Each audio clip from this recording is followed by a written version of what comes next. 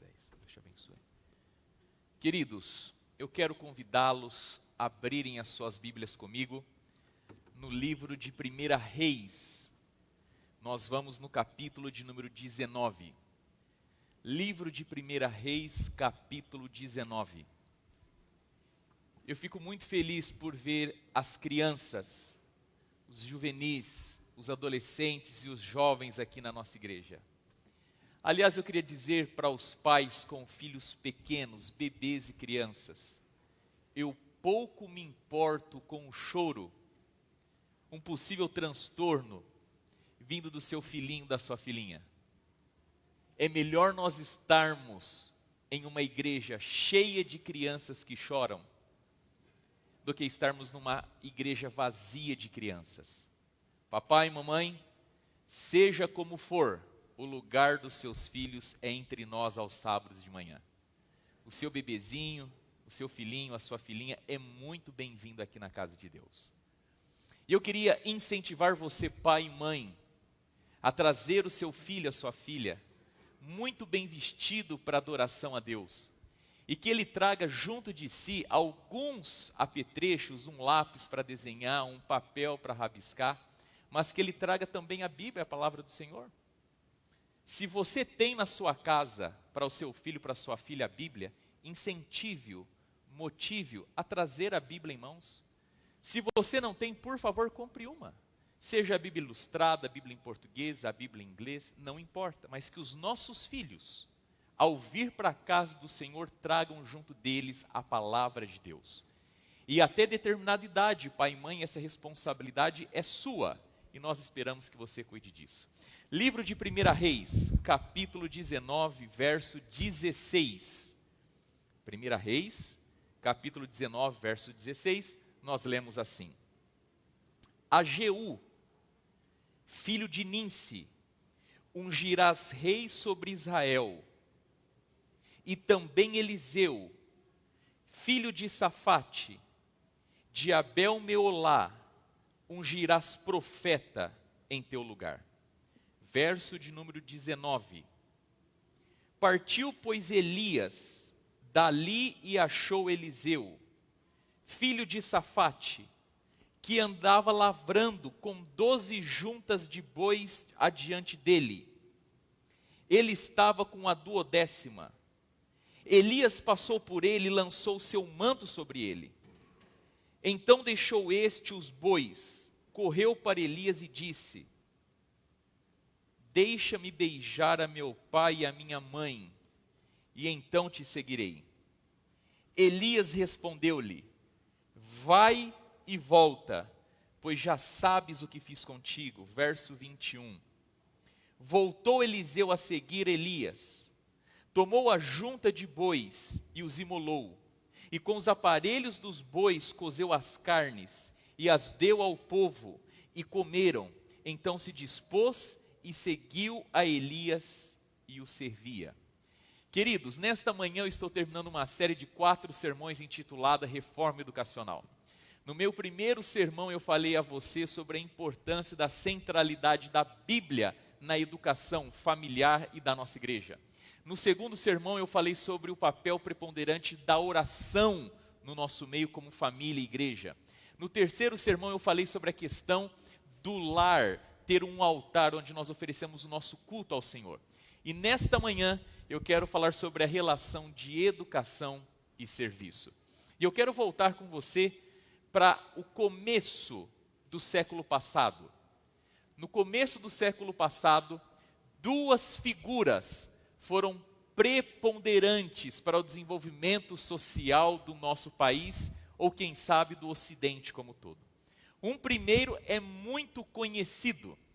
Aliás, de mecânico, de louco, de psicólogo, todo mundo tem um pouco.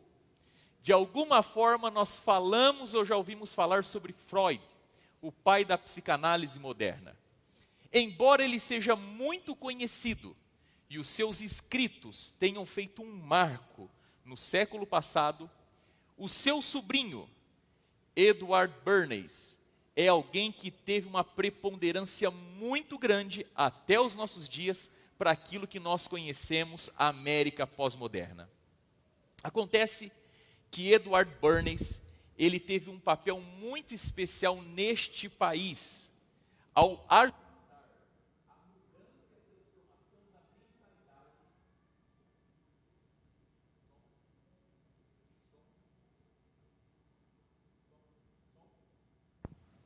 ajudar na transformação e na mudança da mentalidade da cultura americana. Quando o mundo passou pela Primeira Guerra Mundial, após essa guerra, junto disso nós tínhamos um cenário de cidade cosmopolita, ou seja, as grandes cidades atraíram para si, junto da reforma industrial, muita gente habitando e morando nestas cidades. Os Estados Unidos, inclusive, passaram por um processo de massificação dos bens de produtos e dos bens de consumo. Acontece que no meio da indústria, os homens ricos, poderosos dos bancos e da indústria começaram a se perguntar o seguinte: nós estamos produzindo, nós estamos entregando, mas o que vai acontecer se nós suprirmos todas as necessidades das pessoas? Chegará um dia onde as pessoas não mais precisarão dos nossos produtos, elas já terão tudo o que precisam, ainda mais numa era onde os produtos, eles eram marcados pela sua qualidade, durabilidade e funcionalidade. Então entra em cena o Edward Bernays, pois ele começa um processo especial nesse país. Esse homem é o homem que pela primeira vez na história deste país vai apresentar para as grandes companhias como elas poderiam fazer para as pessoas quererem aquilo que elas não precisavam. E ele faria isso ajudando essas empresas e indústrias a associarem os seus produtos aos desejos inconscientes das pessoas. Este homem chamou este país a uma revolução no consumo. Na época em que ele entra em cena no país, nós tínhamos pessoas que compravam aquilo que precisavam. E ao comprar o que precisavam, elas buscavam num produto a sua funcionalidade, a sua qualidade e a sua durabilidade. E este homem, através de um processo de massificação, porque ele, na sua perspectiva, não conseguia enxergar indivíduos, ele via apenas massa ou as massas. Ele começou através do livro do seu tio, Introdução Geral à Psicanálise, a incentivar uma mudança de comportamento. Queridos, infelizmente, o que aconteceu nos Estados Unidos foi uma revolução nos nossos valores espirituais, nos nossos valores espirituais, nos nossos valores intelectuais, nos nossos valores intelectuais e espirituais. Os consumidores, ou melhor, o consumo, a espiritualidade e a intelectualidade mudaram. Para você poder acompanhar junto comigo, e eu queria que você olhasse para mim agora e preferencialmente aqui no meu rosto. Som. Tranquilo, Zé. Obrigado. Muito obrigado. Para você acompanhar junto comigo em detalhes o que estava acontecendo no começo do século passado. Queridos, nós vimos mudando ponto a ponto a cultura norte-americana. No passado, nós tínhamos o típico cidadão patriota americano. Era um homem de hábitos frugais, modestos, simples.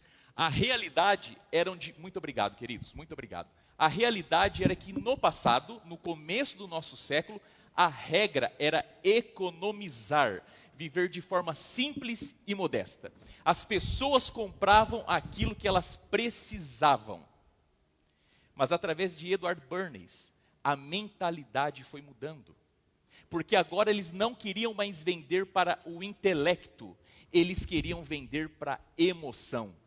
O apelo do produto agora não era mais a sua qualidade, durabilidade e funcionalidade. O apelo do produto estava em emprestar as características do produto para o indivíduo. E queridos, a partir da década de 20, infelizmente, nós nos mergulhamos juntos no consumismo. Veja, nenhum problema com o consumo, o problema está com o consumismo. O consumismo nos fez reféns de si mesmo. Veja que hoje o nascimento, o aniversário, o casamento e até a morte se tornaram eventos consumistas. A gente percebe que hoje os nossos desejos, eles eclipsam as nossas necessidades. O apelo hoje não está mais para a nossa razão, está para os nossos sentimentos. A nossa sociedade deixou de ser uma sociedade racional para ser uma sociedade emocional. Nós deixamos que os nossos hormônios passassem a estar acima dos nossos neurônios. E hoje o que nós temos é uma sociedade que tenta aplacar um coração vazio através do consumo. E o ponto é, o problema do consumismo é que ele nos enfeitiçou e nos aprisionou de tal forma que nós acreditamos que se nós suprirmos os desejos criados pelas propagandas, nós viveríamos melhor. E quando na realidade acontece o contrário, quanto mais suprimos os desejos criados pelas propagandas, mais vazios nós nos tornamos. Aliás, o consumismo passou a determinar e procurar responder às questões mais básicas e profundas da vida. Quem nós somos? Nós somos aquilo que nós consumimos. Por isso que, via de regra, hoje o meu relógio é amigo do seu relógio, a minha casa é amiga da sua casa, a minha roupa é amiga da sua roupa, o meu carro é amigo do seu carro, porque o que está determinando os nossos relacionamentos é o quão parecido o nosso produto, ou melhor, o nosso padrão de consumo é. Nós não mais nos relacionamos por aquilo que as pessoas são, mas por aquilo que elas têm. O consumismo mudou, na realidade da nossa vida, a nossa percepção, inclusive, das coisas espirituais e do próprio culto. Veja que muitas vezes nós nos tornamos consumidores espirituais. E nós assistimos o sermão que eu gostaria que fosse o sermão do meu coração. Nós escolhemos o cantor que é o cantor do meu coração. Nós escolhemos frequentar a igreja que é do meu coração. Ou seja, muitas vezes o culto tem mais que ver com a minha preferência como consumidor do que propriamente com o meu ato de prestar um culto de adoração ao Deus Todo-Poderoso. E de 1920 para cá, nós deixamos de ter o cidadão norte-americano para termos o consumidor norte-americano. Shop until you drop. E através dessa mudança de cultura e de mentalidade, a nossa civilização tem cada vez mais se tornado consumista. O problema do consumismo, ou de uma mentalidade consumista, é que nós passamos a dar mais valor para coisas e dinheiro do que propriamente para as pessoas. O maior capital que Deus tem aqui nessa terra. Acontece, queridos, que esses indivíduos aqui, eles também foram confrontados ao longo da história. Quando nós observamos a história, nós percebemos através de Martinho Lutero e Martin Luther King um direto confronto a esse sistema. Sabe que em 31 de outubro de 1517, lá em Wittenberg, Martinho Lutero cravou nas portas de madeira de uma catedral as suas 95 teses, assim nós as conhecemos. Você é familiarizado com isso? Levante sua mão, por favor. Ali nós temos um momento épico do que a gente chama de reforma.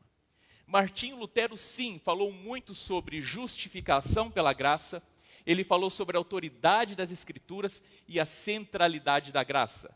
Mas esses eram temas que já haviam sido falado e escrito por outras pessoas. O que deu notoriedade para Martinho Lutero e as suas 95 teses cravadas naquelas portas, não foi os 3 assuntos sobre justiça, fé e graça, mas foi o seu contundente ataque a um sistema financeiro corrompido que manipulava a espiritualidade da vida daquelas pessoas. E a gente percebe isso nas suas teses, ou em algumas delas, por exemplo, a gente vê na tese de número 27, ele escreveu assim: eles pregam apenas doutrinas humanas e dizem que assim que o dinheiro tilinta no cofre, a alma voa para fora do purgatório. Você consegue perceber o papel do dinheiro na vida e na salvação do indivíduo? Mais uma, na tese de número 28. É certo que quando o dinheiro tilinta no cofre, a ganância e a avareza aumenta. Olha que ataque frontal ao sistema de indulgências da época. Tese de número 36. Todo cristão verdadeiramente arrependido tenha direito à remissão total da pena e da culpa, mesmo sem cartas de indulgência. Queridos, volto a dizer, Martinho Lutero não está falando de justiça, não está de justificação, de fé e de graça. Ele está fazendo um ataque direto ao sistema consumista que estava manipulando elementos da fé, de arrependimento e salvação. E mais uma, a tese de número 72, mas seja abençoado aquele que se protege contra a concupiscência e a licenciosidade dos pregadores da indulgência. Ou seja, lá no passado, 1517, 31 de outubro, Martinho Lutero estava dizendo claramente que o consumismo religioso estava se tornando um veneno na vida das pessoas e da sociedade. Pessoas com uma mentalidade de consumo, elas não estão propriamente sendo capazes de alimentar no coração uma fé viva que possa educá-las à altura dos valores dos princípios de Deus. Acontece que depois, no dia 4 de abril de mil e alguma coisa lá do passado, daqui a pouco aparece aqui, Martin Luther King, na igreja de Riverside, Nova York, ele fez um contundente discurso contra a guerra do Vietnã. E esse foi o discurso que faz um link direto, 450 anos atrás, entre Martinho Lutero e Martin Luther King Jr. E ele está aqui, querido, fazendo uma grave acusação. Martin Luther King Jr. acusou o governo americano de permitir que o materialismo e a avareza interferisse como um veneno na alma americana em sua relação com o amor à humanidade. Da mesma maneira que Lutero criticou o sistema de poder de seus dias, que permitiu o materialismo no sistema de indulgências, o qual cegava as pessoas acerca do verdadeiro caminho da graça de Deus e do arrependimento. Vejam, começo do século passado, século XX, os Estados Unidos vivendo uma era onde as massas cada vez mais estavam se aumentando. Como fazer as pessoas comprarem o que elas não precisam? O ponto é, vamos transformar as pessoas de seres racionais em seres emocionais. Vamos deixar que as emoções falem mais altos que o intelecto. E que é só uma pequena demonstração disso? Qual que é o lema, o tema das Olimpíadas de Tóquio neste ano? United by Emotions. Somos unidos pelas nossas emoções. O ser humano agora, ele não vive à luz da sua razão, ele vive à luz dos seus sentimentos. E é por isso, querido, ou querida, que você olha o seu guarda-roupa e tem muitas roupas, mas de repente você compra uma blusa. E por que você compra uma blusa que você não precisava? Porque venderam aquela blusa para nós e colocaram na nossa cabeça o seguinte: com essa roupa eu me sinto como? Melhor. Muito daquilo que nós compramos porque acreditamos que vamos nos sentir melhor. Veja o sentimento sendo trabalhado e manipulado. Aquele homem, ele pensava, o sobrinho do Freud, que se as pessoas pudessem ser controladas e se os sentimentos pudessem ser alterados, nós teríamos consumidores. Martinho Lutero, 450 anos atrás, antes de Martin Luther King, já acusava o consumismo como um veneno. Martin Luther King está acusando claramente que a sociedade americana estava sendo envenenada pela ideia do consumismo. E eu pergunto a vocês, queridos, o que nós somos hoje como indivíduos e cidadãos desse país? E agora eu quero falar aqui para os pais. Como não deixar que os nossos filhos sejam corrompidos no seu caráter e na sua essência pelo consumismo? Queria lembrar você que, inclusive, Martin Luther King, ele acusava o consumismo, ele rompe com a humanidade. E ele chamou essa sociedade a uma revolução nos seus valores, nos fazendo deixar de ser uma sociedade dirigida por coisas e dinheiros para uma sociedade dirigida por pessoas.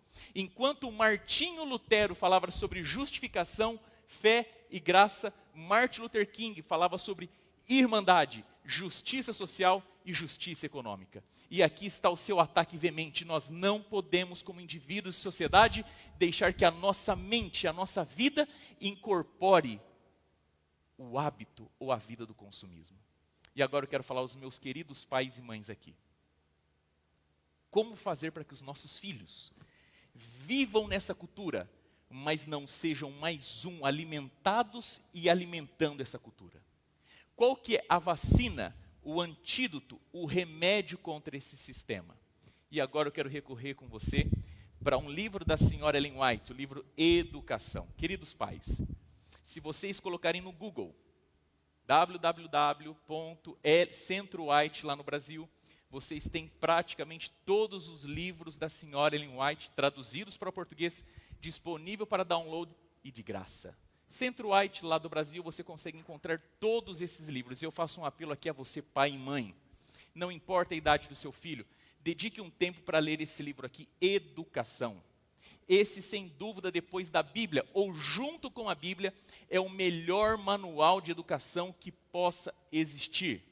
Eu tenho me assustado e me surpreendido quando alguns dizem assim: pastor, eu li um estudo que dizia isso. Fico feliz por você procurar estudar, mas os fundamentos da educação cristã, elas estão na Bíblia e nos livros da senhora Ellen G. White, especialmente esse, Educação. Nós lemos na Bíblia nesta manhã, queridos, alguns versos da história de Eliseu. E antes de chegar novamente na história, eu queria compartilhar com você esse primeiro parágrafo do livro Educação.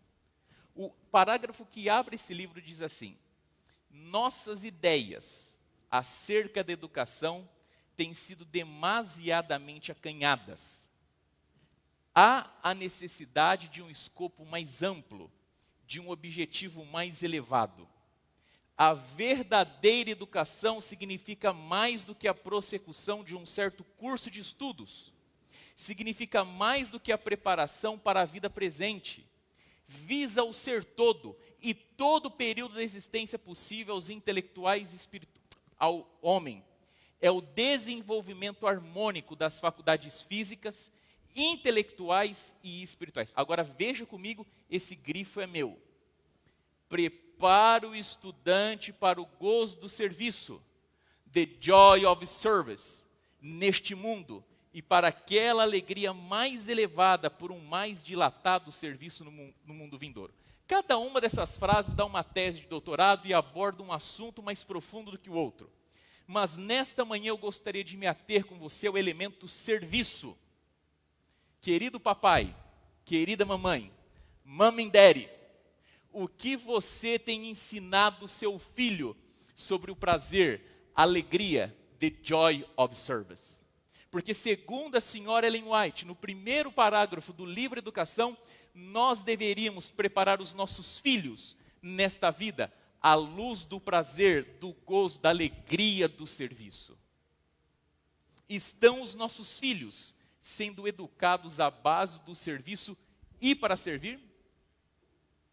Veja o que ela diz agora sobre a história de Eliseu. Diz assim o livro Educação na página 58. Os primeiros anos da vida do profeta Eliseu passaram-se na quietude da vida campesina, sob o ensino de Deus na natureza. Veja o que ela diz agora. E na disciplina do trabalho útil. Em um tempo de quase universal apostasia, a casa de seu pai estava entre o número dos que não havia dobrado os joelhos a Baal. Na sua casa, Deus era honrado e a fidelidade ao dever era a regra da vida diária. Esses dias eu fiz uma visita para uma família muito querida aqui da nossa igreja.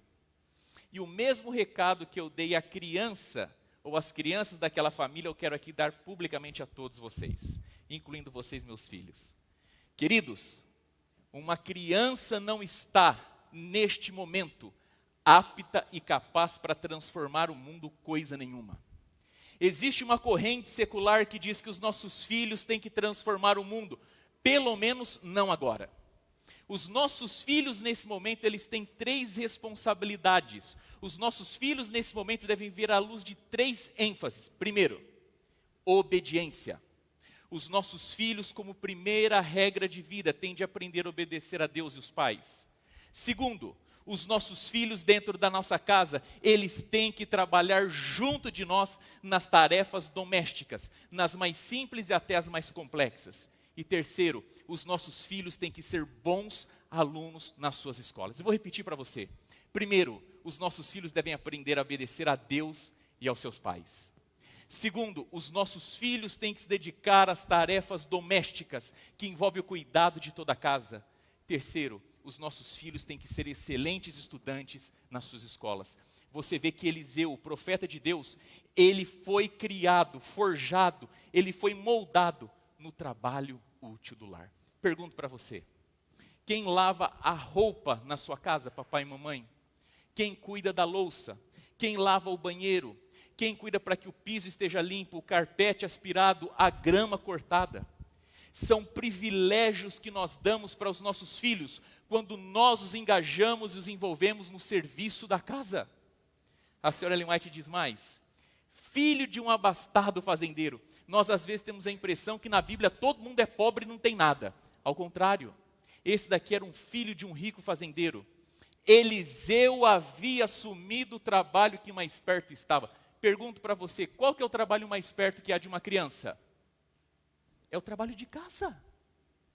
É estar com o papai e com a mamãe no serviço da rotina. E se tem uma coisa que talvez nos una todos aqui, é que nós somos extremamente trabalhadores. E nada melhor do que quando estarmos em casa, atribuirmos e dar aos nossos filhos responsabilidades. E a senhora White continua: ele recebeu ensino nos deveres usuais da vida. Sabe aquelas coisas que ninguém quer fazer? Sabe aquelas coisas simples? Aquelas coisas quase que ninguém dá atenção e valor? Sabe aquela sapateira que está cheia de sapato? Sabe aquela cozinha onde tem um armário que está cheio de grão espalhado? Sabe aquela despensa que a gente não consegue colocar e nem tirar nada lá de dentro? Sabe aquela garagem abarrotada de coisa? Sabe aquele homem que nós pagamos para cortar a grama? Sabe aquela louça que nós colocamos dentro da máquina de lavar? Sabe aquele quarto que nós temos aquelas 2 ou 3 camas que ninguém arruma? Queridos, isso é responsabilidade dos nossos filhos. E eu quero dizer aqui para você de forma bem clara: uma criança que é moldada e forjada nas adversidades do trabalho do lar é uma criança que cresce com senso de realização, heroísmo e grandeza. Quando nós vamos à academia, nós queremos tornar mais forte o nosso corpo, e para isso nós carregamos peso. Quando queremos fortalecer o nosso intelecto, nós nos dedicamos horas a fio para estudar. Se você, pai e mãe, quer criar um filho digno dessa vida, dê algo que ele possa fazer e para os outros. E Ellen White continua dizendo o seguinte, num texto a mais: dotado de espírito meigo e gentil, possuía Eliseu também energia e firmeza. Acariciava o amor e temor de Deus. E na humilde rotina do trabalho diário, eu vou repetir, e na humilde rotina do trabalho diário, adquiria força de propósito e nobreza de caráter. Aonde começa o desenvolvimento do caráter dos nossos filhos? Nas simples coisas do nosso lar. No lavar da louça, no guardar o sapato. Naquela rotina de acordar, fazer o culto, tomar café, escovar os dentes, se vestir e ir para a escola e chegar lá pontualmente. Aonde começa o moldar do nosso caráter? Arrumando a cama. Aonde começa a ser moldado o nosso caráter? Dando para o meu filho, para a minha filha, o meu sapato para que ele possa engraxar. Que ele lave os seus calçados, que ele ajude os pais a dobrar as roupas, que a gente aposente a nossa máquina de lavar e coloquemos para os nossos filhos a possibilidade deles cuidarem das nossas louças. Mas aí você olha comigo e diz: pastor, mas esse negócio da alegria do serviço é só no texto da senhora Ellen White, porque não é fácil dentro de casa não. Eu sei. E queridos, eu vou dizer para você, mesmo nós adultos negligenciamos as coisas simples e não queremos fazer. E ai se esse país não fosse rígido com a grama da nossa calçada. Ia ter casa com mato dessa altura aqui, ó. Mesmo nós adultos temos dificuldade de fazer coisas simples. Os trabalhos mais humildes. As coisas que menos percebemos. Mas aqui está o segredo. A gente descobre que os homens fortes, que as mulheres empoderadas, são pessoas que adquiriram a capacidade de fazer as coisas ainda que sem vontade. O segredo da pessoa bem-sucedida é aquela que não é administrada, gere a sua vida pelos seus sentimentos, mas por uma vontade, que quando está plena ou quando falta, a pessoa faz o certo mesmo assim. Nós temos que ensinar aos nossos filhos que eles não vão lavar a louça, o banheiro, arrumar a casa, aspirar o chão, não é porque eles querem ou deixam de querer, é porque aquilo é a coisa certa a fazer. E se uma criança é ensinada a fazer as coisas simples e pequenas, se ela é adestrada a trabalhar com vontade ou sem vontade, você pode ter certeza que ela vai ser um bom estudante, um bom músico, um bom marido, uma boa esposa, um bom pai e um bom profissional. Queridos, vejam, por favor, não caiamos na ilusão de que educar os nossos filhos, veja, olha o que eu vou dizer para você, educar uma criança não é difícil, mas é trabalhoso. Seria difícil se nós não tivéssemos parâmetro, ideia nenhuma. Mas os parâmetros, os princípios, os valores estão todos dados. É ir na Bíblia, nos livros de Ellen White e nos outros livros. Mas é trabalhoso porque nós lidamos com seres humanos. E seres humanos não são como robôs, que nós programamos e fazem o que nós queremos. E por isso que você, pai e mãe, em meio à sua jornada de trabalho, de estudo, o seu cansaço, por favor, traga os seus filhos para dentro do serviço diário da casa. Que a reclamação, que o choro, que a manha dele não vença você. Enquanto cooperava com o seu pai, e aqui, queridos, é a minha hora de ganhar as mães e as mulheres da igreja. Se eu não ganhá-las agora, eu não ganho nunca mais. Maridão, existe duas situações que pode estar acontecendo na sua vida. Você ter uma esposa que fique no lar, que seja dona de casa. E olha, às vezes a gente erra e pergunta assim para uma mulher: você trabalha ou cuida de casa? Uma pergunta triste, errada a partir da perspectiva do homem. Porque embora a mulher esteja no lar, ela trabalha dia e noite sem parar. E o marido que trabalhou para fora, quando ele chega em casa, eu quero dar um recado para você, querido. Você, como pai, tanto pela sua esposa quanto pelo seu filho, tem obrigação de ajudar na rotina da casa. Eu achava que as mulheres iam dizer um amém alto agora. Queridos, passar roupa, lavar roupa, fazer comida, dobrar e guardar roupa, cortar grama, passar um vecchio no chão, limpar o banheiro, é sim responsabilidade de você, pai, que mora na casa, ainda que você pague por isso e ainda que a sua esposa esteja dentro de casa. E lembre-se, happy wife, happy life.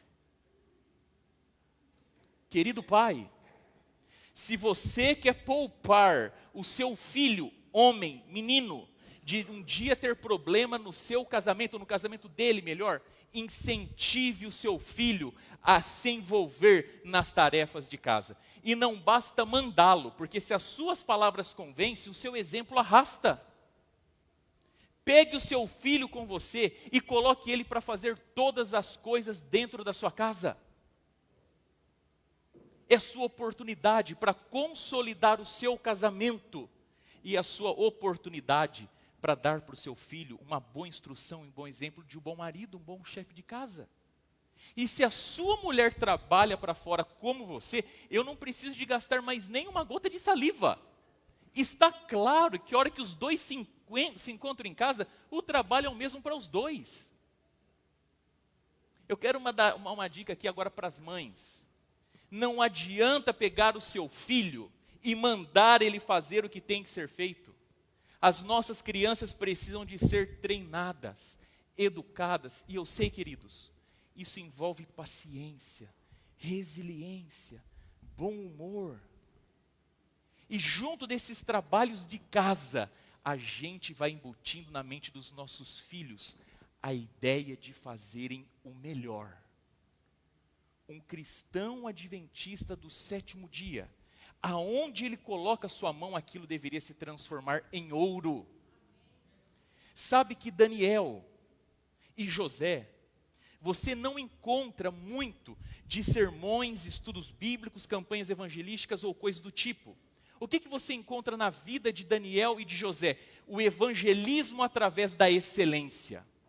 chamavam atenção e davam glórias a Deus, porque aquilo que eles faziam muito bem feito.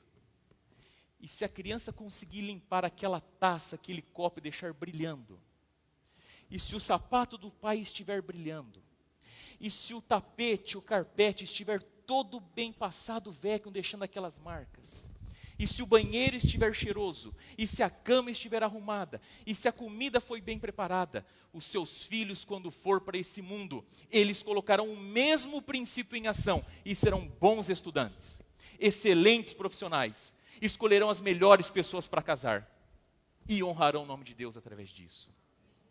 E por fim, querido, eu queria agora que todos nós nos uníssemos nisso. Eu já disse aqui anteriormente, embora estou falando sobre educação de filhos, os princípios e os valores se enquadram na nossa vida como um todo. Seja pequenos, sejam adultos, casados ou solteiros. A lição é para quem? Para todos. Ninguém pode saber qual haja de ser o propósito de Deus em sua disciplina. E visitando vocês, sabe o que eu tenho ouvido? Pastor, lá na minha cidadezinha, lá de onde eu vim, quando eu era criança, alguém me chamou para eu trabalhar de mecânica, eu comecei ali, dava um trabalho tremendo, mas aprendi alguma coisa. Um dia, pela nossa pobreza, meu pai e minha mãe colocou eu para cortar o cabelo de todo mundo. Um dia, lá na minha casa, tinha um martelo, um prego, eu comecei a trabalhar com madeira. A minha mãe me encorajava a limpar a casa. E pastor, mal sabia eu que um dia eu viria para os Estados Unidos, ia me tornar um bom cabeleireiro, iria ter minha própria marcenaria, iria limpar com casa. Aquilo que nós achávamos que era trivial, inútil, é talvez hoje o que nos mantém nesse país. Não existe nada pequeno e simples. E olha aqui, o que a Bíblia diz? Foste fiel no pouco, sobre o muito te colocarei. Todo milionário começou com o primeiro centavo. Não perca a oportunidade de valorizar as coisas pequenas e simples da vida. A lição é para todos nós. 1 segundo, 1 centavo, uma lágrima, tudo conta no reino de Deus e tem o seu lugar e importância. Mas todos podem estar certos de que a fidelidade nas pequenas coisas é evidência do preparo para as maiores responsabilidades.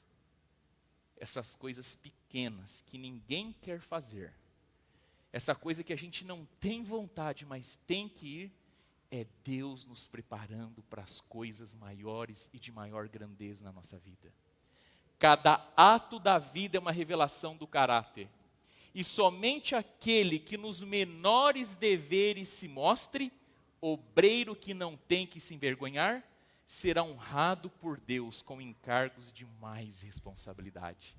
Eu posso imaginar que enquanto está aquela criança lavando louça, está o anjo registrando em cada ato daquele da sua vida, esse está se preparando para ser um alguém com grandes responsabilidades.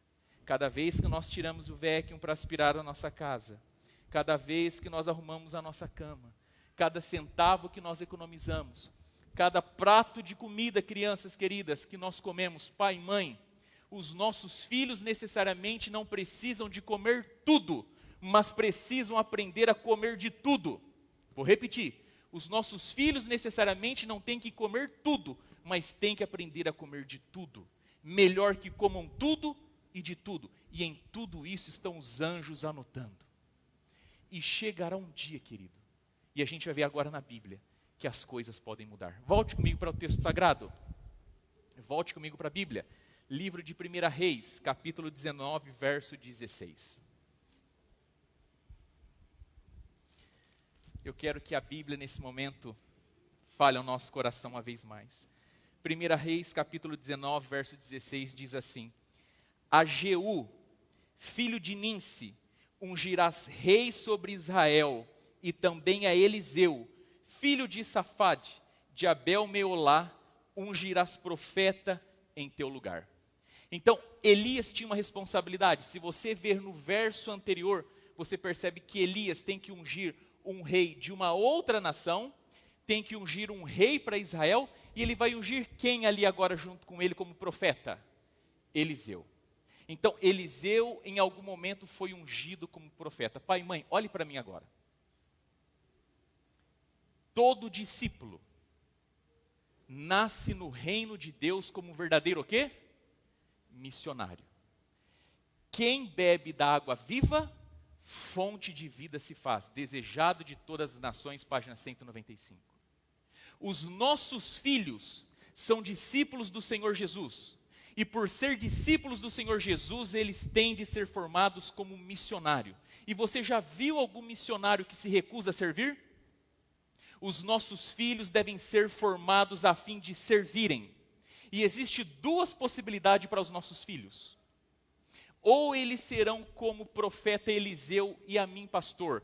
Ou eles serão missionários profissionais, ou seja, ou eles servirão esta igreja como um pastor, uma pastora, ele é um missionário profissional. Ou ele será um profissional missionário. O que passar disso não é cristianismo. Ou os nossos filhos serão missionários profissionais, e talvez eu esteja falando aqui para crianças, meninos e meninas que queiram ser pastor. Vai ser um missionário profissional, vai ser remunerado por isso, e vai dedicar a sua vida inteira para Deus. Ou ele será um profissional missionário.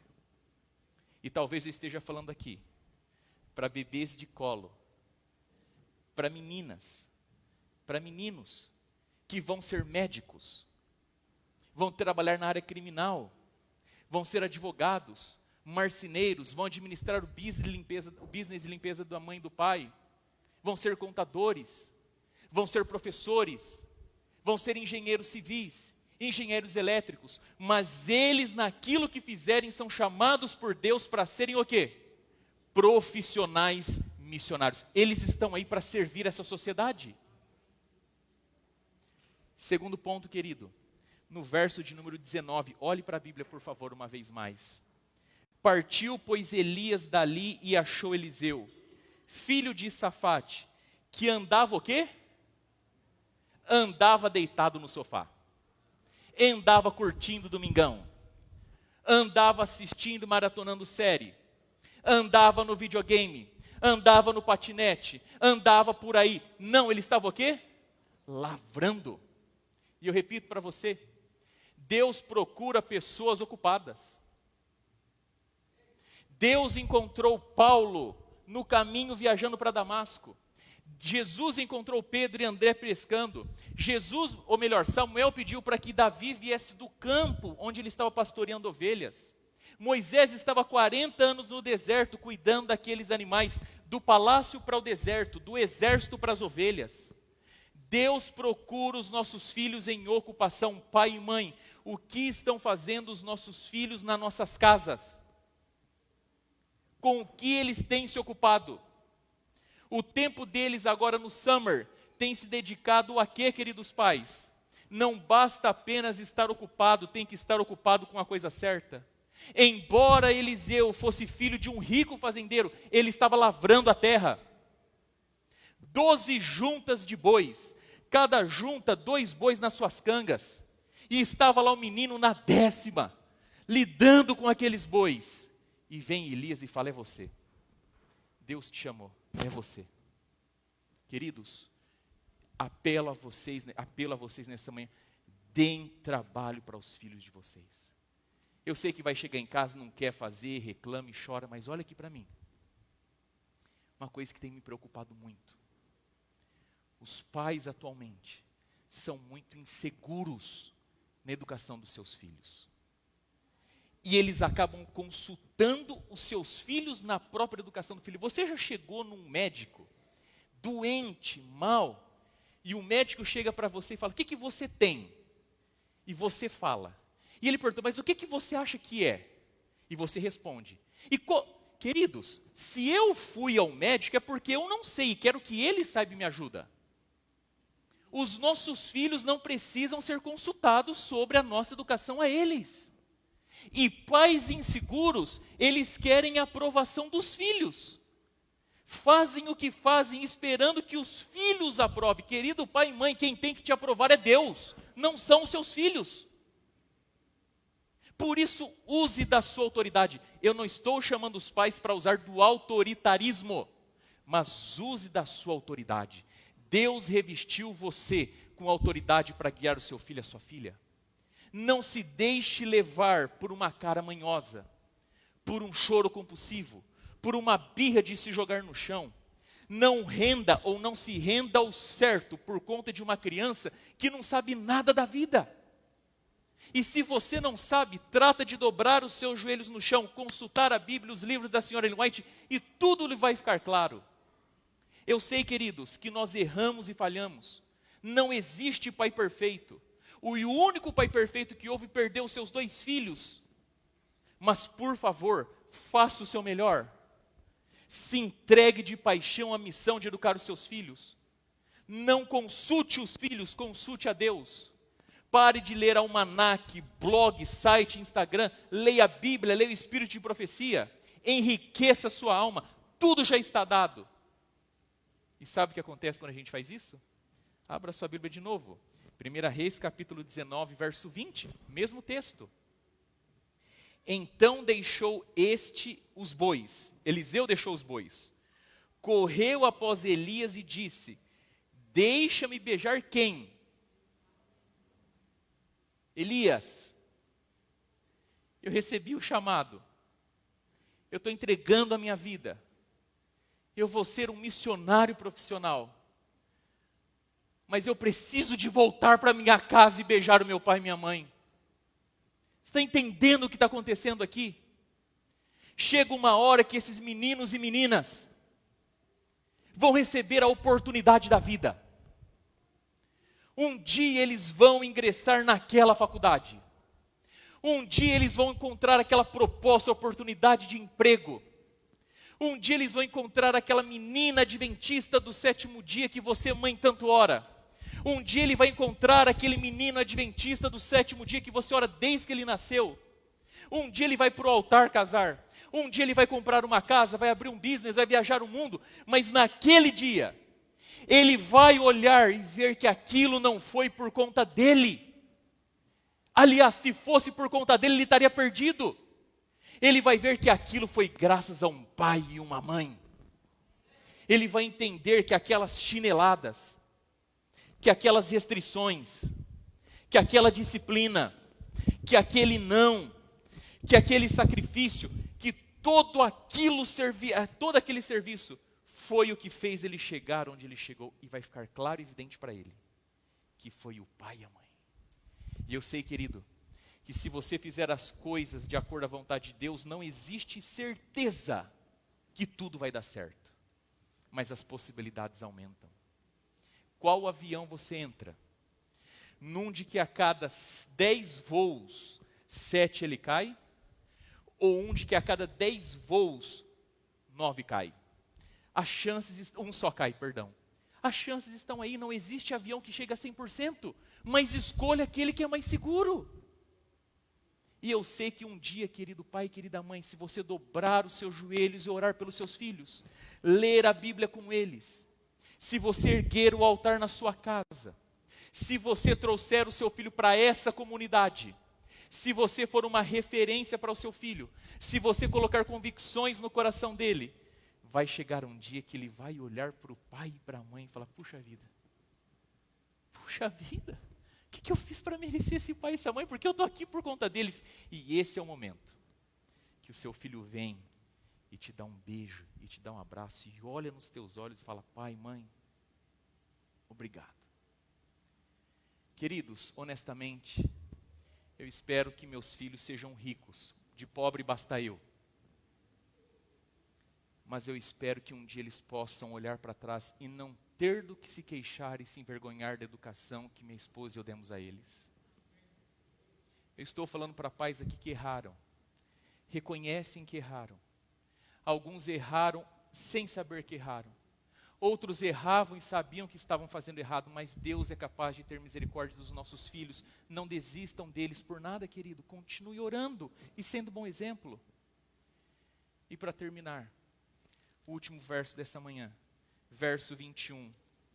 Voltou Eliseu de seguir Elias, tomou a junta de bois e os imolou, e com o aparelho dos bois cozeu as carnes, e as deu ao povo, e comeram. Então se dispôs e seguiu Elias e o servia. Um dia o Eliseu falou assim: quer saber, eu estou indo. Pegou os bois, pegou as cangas, pegou todo aquele aparelho que ele usava para trabalhar na lavoura e fez o que com aquilo? Cozinhou as carnes, tacando fogo naquilo tudo. Sabe por quê? Chega um dia que os nossos filhos rompem com a nossa casa. Eliseu estava tacando fogo no seu passado diante de si mesmo. Agora é comigo. Não tem mais pai e mãe não. Agora o jogo vem para as minhas mãos. A responsabilidade é minha, a autonomia é minha, as consequências são minhas. Tudo agora na minha vida é comigo e Deus. Vai chegar um dia, querido pai e querida mãe, que os nossos filhos, eles também vão romper conosco. Eles vão cruzar uma linha, da qual tudo que nós teremos nas nossas mãos para fazer com eles, é orarmos para os nossos filhos. E nesse dia, quando Eliseu cruzou essa linha, sabe por que ele cruzou essa linha? Porque ele foi servir. E diz o texto, terminando o capítulo, e ele o servia. Pai e mãe, nós somos chamados por Deus para ensinarmos os nossos filhos a servir.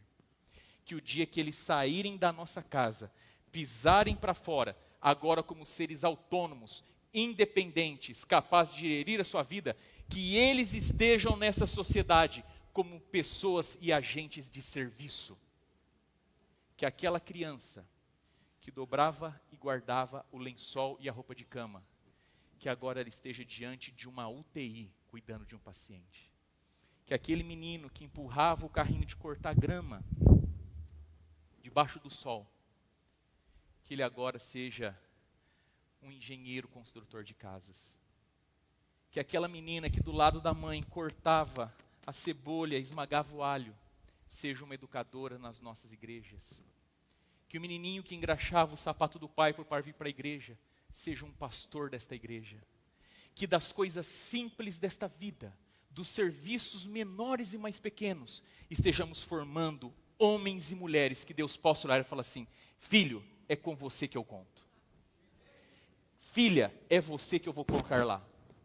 E queridos, quando Deus encontra um que Ele pode usar, Deus coloca aonde bem Ele quiser. E não se assuste, se Deus colocar o teu filho e a tua filha em posições que muitos querem, mas que Deus, só Deus, colocou ele lá, para que através do evangelismo pela excelência, o nome de Deus seja glorificado. Eu quero perguntar nesta manhã, pai e mãe, ao encerrar esta série, quantos de vocês querem pegar a mãozinha do filho e da filha e segurar, falar: filho, filha, talvez o pai não estudou, o pai não ficou rico, o pai não tem uma história muito bonita de vida, talvez o pai e a mãe estejam trabalhando aqui, dando duro, mas meu filho, eu vou te educar de tal forma que você vai ser um alguém que Deus possa usar.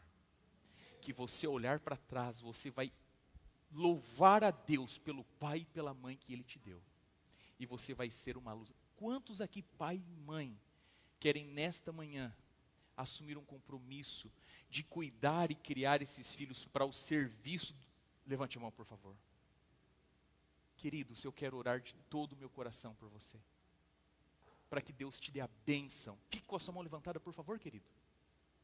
Para que Deus te dê a bênção de você tomar essas crianças pelas tuas mãos e fazer deles poderosos agentes de Deus de serviço nessa terra. Querido Pai,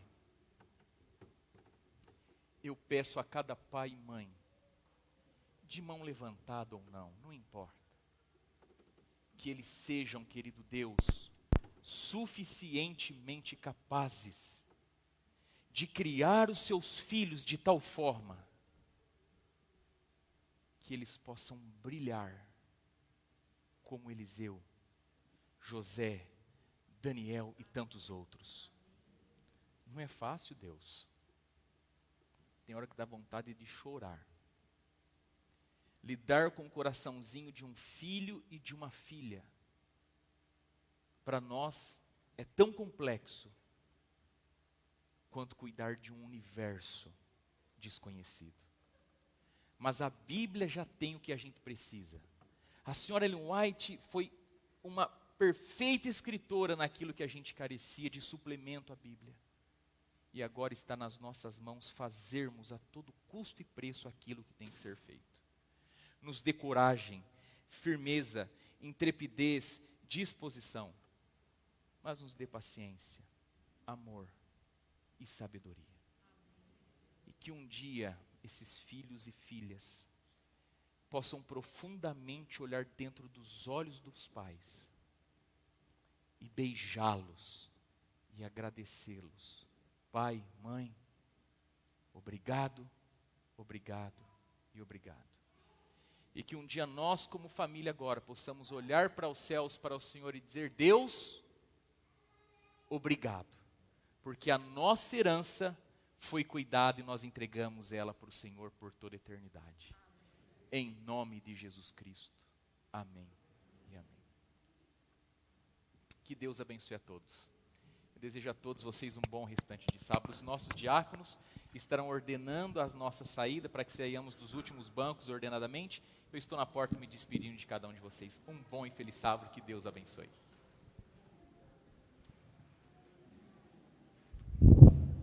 Desculpa, pode cantar. Pode cantar.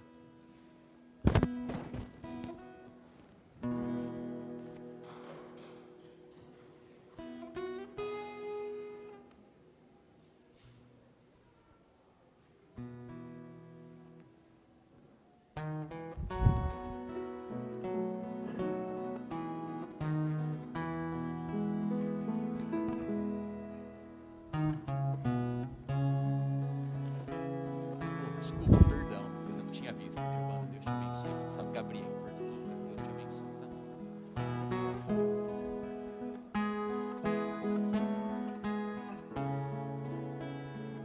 Querido, teu nome? Delman? Eu acho que é a primeira vez que eu te vejo aqui, é isso? Tá. Tá, mas que eu te vejo é a primeira vez. Deus te abençoe, Delman. Deus te abençoe ricamente. Só faz o corpo.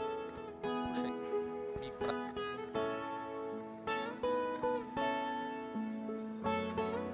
Tá bom.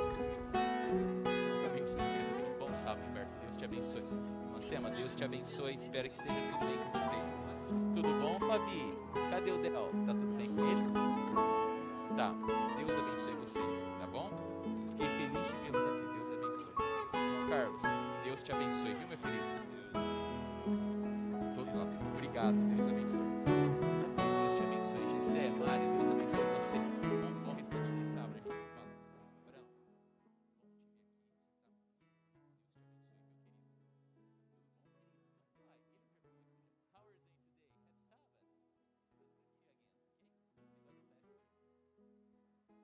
Branco.